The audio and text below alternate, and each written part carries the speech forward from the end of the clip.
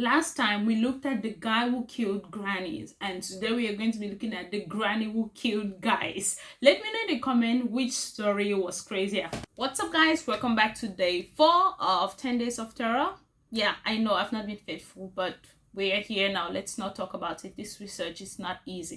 So if you like the video, please leave it a like, because that helps a ton. And if you enjoy the content, make sure you subscribe. But first, I'd like you guys to meet my new friend.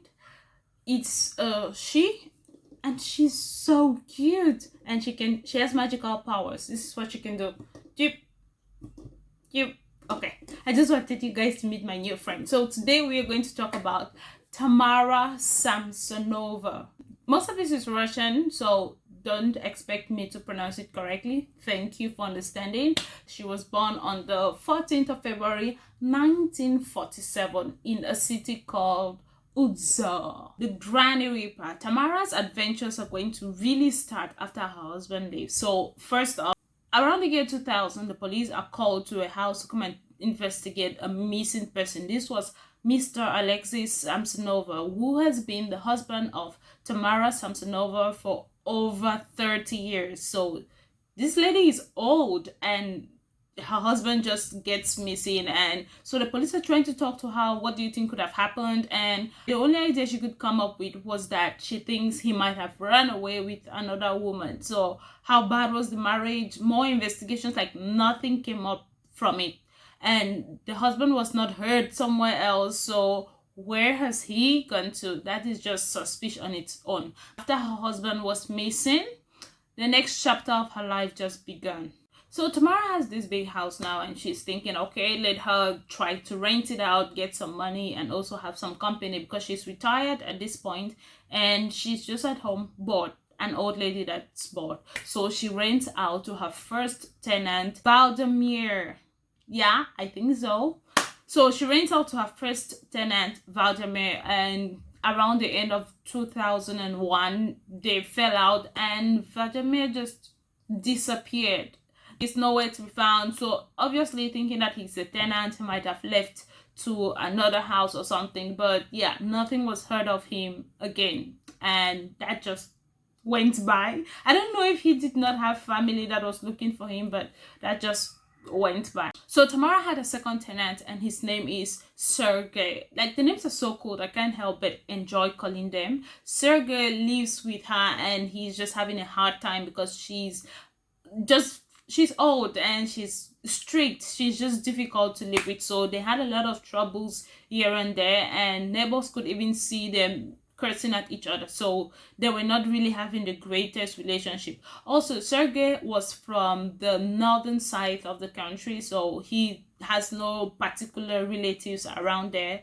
So after some time of them having this relationship, Sergey just disappears. So people think that he has probably left and gone back to his family or something. He just disappeared from there, and no one hears anything about him again for a while. So over the years, Tamara is going to have a lot of tenants come in and leave, but okay, we don't know where they're going to, because like you don't really hear from them. But yeah, I read somewhere that she got these tenants because of her sex appeal. So I can just imagine, oh, some hot saggy breast, oh, I don't know, cute grandma. But she does look cute. You guys see in the picture, but she does look cute. But it's just crazy that, because a lot of her tenants were younger males that just came in and out. Yeah. So Tamara had these tenants come in and out and go, and she was living somewhat of a good life for at least 10 years, because she had rents coming in, and so she was comfortable. So in 2015, Tamara did not have a tenant at her house at this time, and she needed to renovate the house. So she decided that she wanted to live at her friend's house, which was just close to her. And she had spoken with this friend, and the friend was like, okay, you can live here while you're renovating your house. But after a couple of months living with this friend's name is Valentina. So after living with Ulanova for a long time, a couple of months, Tamara did not really feel like leaving. She did not want to go back to her house. So her friend was getting pissed, like it's been more than a while, you have to leave now. So it was just annoying, and she was older than her. I actually read that Tamara was acting as Ulanova's caretaker, because at this time Tamara is well into her 60s, but this friend was already in her 70s. So she just felt like this was not her, and they would have a lot of arguments, but she just wanted Tamara to go back to her house. But Tamara did not feel like so. She thought of the next best thing that she could do.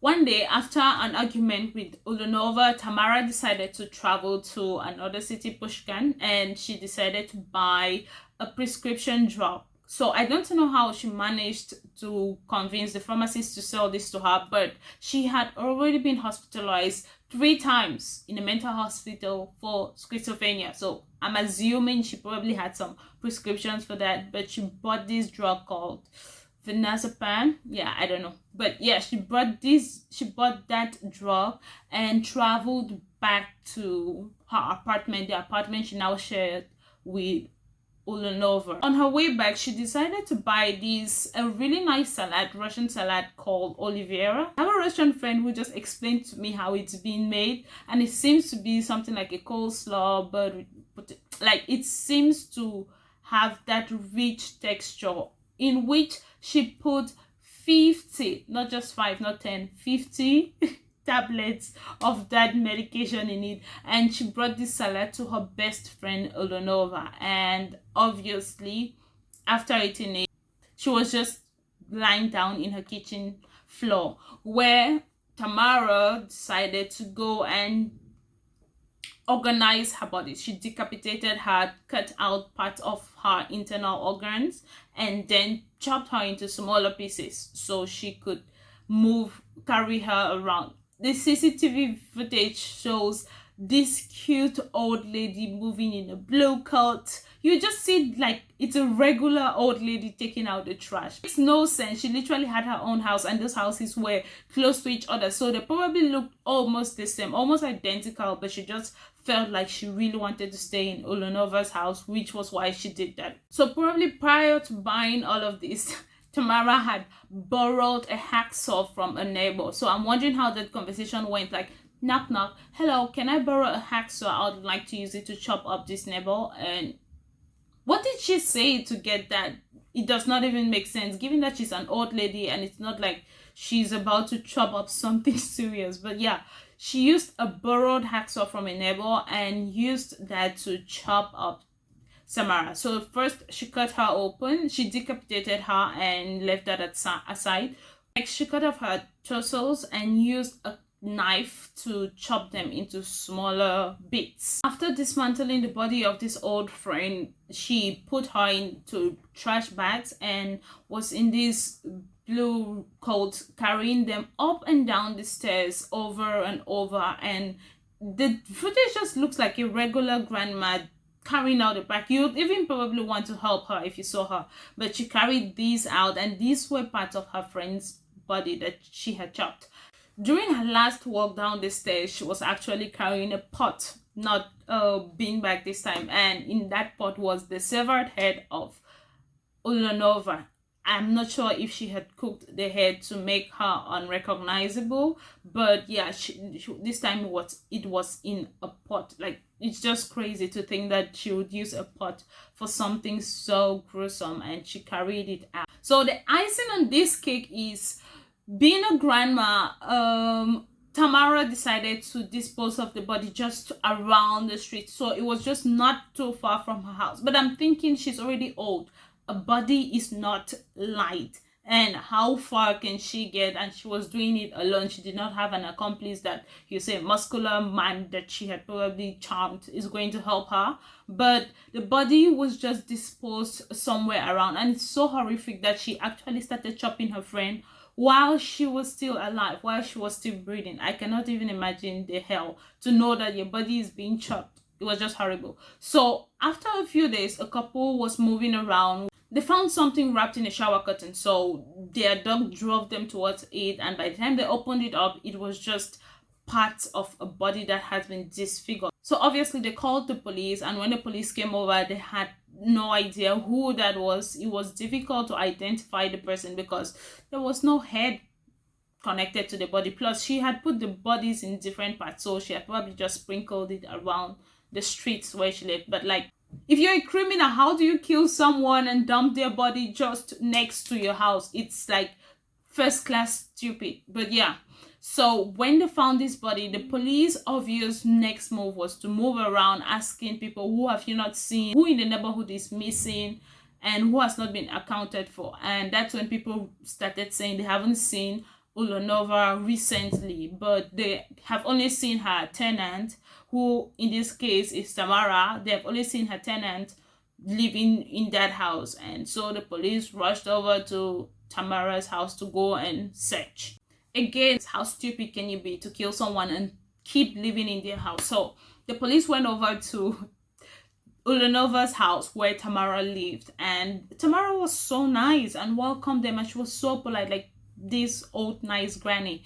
And so the police questioned her, and without any hassle, she told them, oh, Ulanova was forcing her to go back to her house, and she did not want to because she was scared. So she decided to kill her, and like she had her good reason, so she decided to kill her. And it was crazy, but yeah, she just confessed to them so easily. There was blood spatter around the kitchen and the bathroom, and also the shower curtain that she had used in disposing of the body. The shower curtain in that house was missing, so it put everything together. But the police had no idea what they had just walked into. That was just the start of it. When Tamara first went to court, and while investigation was still going on, she was so compliant with the judge, and she already told him she has committed a crime and she deserves punishment. And sometimes during the trial, she's going to actually blow kisses at the judge and smile and giggle, and also at reporters. She was like, oh my gosh, the whole town is going to know about her blow kisses to them. And at some point, she randomly started clapping in court. After she was arrested, the police took her back. She was very cooperative, so the police took her back to the apartment, and she explained to them everything that she had done. Like, imagine when you're giving like the police a tour. So here, this is where I cut off her head, and I took it upstairs and I boiled it in a saucepan. That's how she explained it to them. So yeah, the saucepan, she actually cooked the head, so no one is going to be able to identify her. And even when it's cooked, the stink is going to be different from naturally decaying body. Till date, Tamara did not tell the police or anyone where she had left Ulanova's head. So people assume that the head might be in a landfill right now when it had been taken out by the garbage, because anyone would just imagine that was cooked meat or something if you don't look at it. So no one really got into that. So after her arrest, the police decided to go to Tamara's actual apartment, the one that was being renovated. Yeah, the police went there, and that's where they finally found Tamara's diary. And Tamara had written everything. She was fluent in English, German, and obviously Russian. So she had written in her diary all of the things that she had done, most of them at least, and she had written them in different languages, whatever she was feeling that day. So if she felt like German, she's going to write it down. And apart from the murders that she had committed, she would actually write what her regular day was like. So let's say you had coffee in the morning, she'll write, I had coffee in the morning, killed my tenant by noon, and disposed of his body by midnight. After digging deep into Tamara's diary, that's when the police and all the media is going to catch wind of everything that she had done, and that's when she got the name the Granny Reaper or Baba Yaga. One of the videos on this channel is about the Granny Killer, which is someone who killed grannies, and this video is about the Granny Reaper, who is a granny who killed people. I'm going to link that up here so you can find the Granny Killer. Ulanova's death was only Tamara's last killing, but definitely not her first. While the investigation was going on, the police found some books that she was into, and these books were related to black magic and cult type of stuff. So that was what Tamara was really into and spent a lot of time reading those. A couple of years back, the police had found a body somewhere around 2003. So I'm guessing that would be her first or second tenant, or probably the guy from the northern side that did not have family around there. The police had found one body, and there was a page of black magic like it seemed like magic was being done to his body, and the page was just on him. So when they found Tamara's magic spell book, the page that was found on that unidentified body at that time was an exact match. It fitted perfectly into a page that was ripped out from the magic spell book. If you're wondering why Tamara did some of the cooking of the body, she gave you the answer in her books, where she explains that she would actually eat some part of her victim's body after cooking them. So she used to cut out the inside, and she described how she would eat hands, legs, and parts of the inside when she had killed someone before disposing of their body. And also cooking them helped her conceal the bodies being disposed. And when she was actually arrested, she told the police that she had waited 10 years for this to happen. To do all these her crimes, Tamara had been inspired by one of Russia's serial killers called the Butcher of Rostov. That's probably going to be another story for another day. There's too much gruesomeness in this story for today. So Tamara was inspired by this guy who was a serial killer, and which was what she also became. And she looked really cute when she was younger, which was what she had probably used to draw out a lot of her tenants that she eventually murdered. And she actually confessed to some of those murders, but ended up retracting her statement and just saying it was a joke. I was joking about it. Oh, sorry. Actually, there was a couple that Tamara had gotten close with. At that time, she was dating one of her tenants. So she was dating this tenant guy. She had gotten close with this couple. These were like double dates that they'll go out on. After some time, Tamara's tenant slash boyfriend got missing, and Tamara's friend, the couple's friend, the man the couple's friend, had been into her, and they had started talking a lot. Soon after, the man left his wife for Tamara, and not long after that, he too got missing. It's just like a crazy story. What charm did she have? She's cute. She's a cute old lady, but what charm did she have? It's just pff.